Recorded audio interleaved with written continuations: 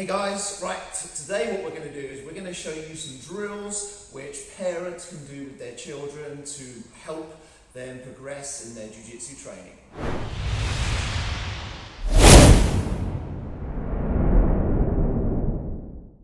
So, we are going to start with going over some of the basic top control positions which, particularly in our 4 to 6 year old class, we cover a lot, but also for our beginner white belts, we'll cover these moves a lot in it as well. A big part of our jiu-jitsu is learning how to control an opponent from the top position, and we have 3 main positions which we go over a lot for our beginner juniors. So, parents, what you're going to do is you're going to lay down on your back like this, and you're going to have your junior student first of all get into a mount position. So a mount position looks like this. So Ethan is going to put his knees, one each side. If you can get his knees to the floor, that's best. I understand some of your smaller children are not going to be able to do that. He wants his knees a little bit wide, but his feet tucked in so he gets good control of the hips. And then to make sure that he's able to stay nice and based and balanced on top, he puts his arms out nice and wide. So this is a good quality mount position for the person on top. To make his transition into his side control, he's going to take one of his arms underneath the head, he's going to take his other arm underneath my arm, and then he's going to step off, and he's going to get his knees nice and wide. So one knee is going to be up by my head, one knee is going to be down by my hip. This top arm is called a cross face, and this arm that's underneath my arm is called an underhook. So next position. So Ethan is going to take his hip knee and place it onto my belly, and he's going to step up with his other foot and place his hands onto my shoulders. So this position is called a knee on belly position. Really, really great control, which works well with the mount and the side control positions. So then we would have him slide his knee over and he would go straight back into his mount position. Now in class, we would drill going through these 3 positions. So he would now go underneath the head, go underneath the arm, step off into side control. Slide his knee onto my belly, step up with his foot, place his hands onto the shoulders. Then he slides over into mount. Now, as your student starts to get a little bit better at this, we can start doing the other side of the body. So he takes his other arm underneath my head, underneath my arm, he steps his leg off, puts his knees nice and wide, gets a good base and balance so he's difficult to move. Then he slides his knee onto my belly, steps up with his foot, places his hands on the shoulders to make sure I stay nice and flat into his knee on belly position, and then slides back into mount. So Ethan, if you go from knee on belly to side control to knee on belly, 1 time each side please. Begin.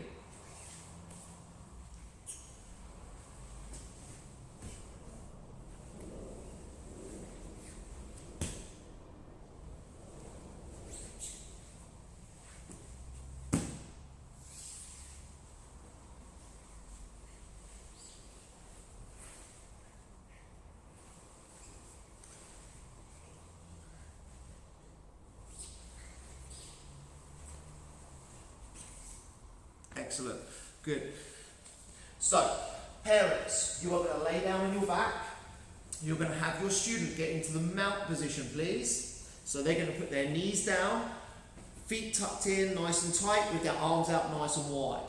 So immediately, if I try to push Oliver to either side, he has good base with his hands. But sometimes the people on the bottom are really struggling to get out. So they'll bridge a little bit more, so he'll have to adjust his hands slightly.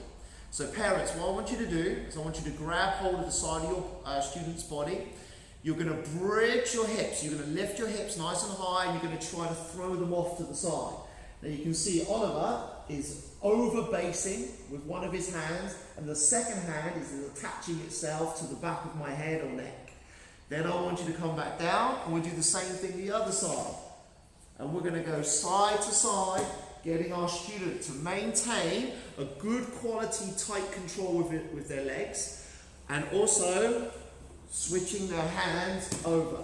And we can go a little bit faster each time so that our student can get better.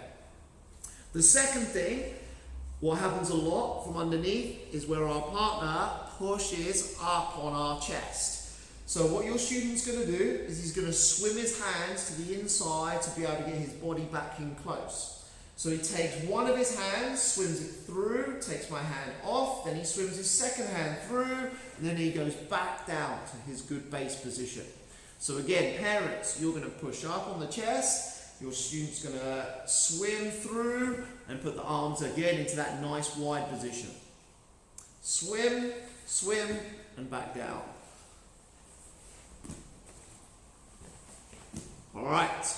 Another thing that commonly happens from the bottom is when I'm frustrated and can't get him off to the side, can't push him off, is the student turns. Now, it's important that Oliver allows this to happen, because if he can get onto my back, that is a really good position for Oliver. So I'm going to start to turn over. Oliver gives me a little bit of space, but doesn't get off of me. Gives me this little bit of space to turn. I will turn myself over and I'm looking to get to my elbows and my knees. As I turn over, Oliver maintains his central control. He's going to put his legs to the inside of my legs, these are called hooks, and he gets what we call a seat belt grip. So one arm over the shoulder, one arm underneath the armpit, so he gets nice tight control. Now, if you'd like to play a little game with your student, we play something called Crazy Horse in our classes. This is where the student tries to stay on and the parents are moving themselves around. So we would use movements like spinning around. We would try to bump them off. We would maybe try to spin and shake them off, and they have to try to hang on as tough and as tight as they can. Maybe we'll try to get rid of one of the hooks, try to shake them off, and their job is to try and regain the hook as soon as possible. All right, Oliver, let's try them and show them again. So, Oliver gets his mount position. I'm going to grab the side of the body, and we're going to do 2 each side, side-to-side drills. Then we're going to do 4 swims.